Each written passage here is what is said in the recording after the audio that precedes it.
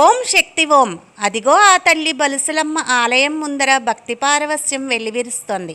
ప్రవేశద్వారం వద్ద రంగురంగుల పిండి వంటలతో పులిహోరతో తీర్చిదిద్దిన అమ్మవారి అద్భుత రూపం. ఆ వేల మంది కళ్ళల్లో ఒకటే ఆశ, ఆ తల్లి బలుసులమ్మ దర్శనం. ఇక లోపలికి వెళ్తే కొండను పోలిన బూరెలు, గారెలు, రకరకాల పిండి వంటలు, భక్తులు తమ ఇళ్ల నుండి తెచ్చిన నైవేద్యాలన్నీ రాసులుగా పోసి ఆ తల్లికి భక్తి శ్రద్ధలతో కుంభ నివేదన గావిస్తున్నారు.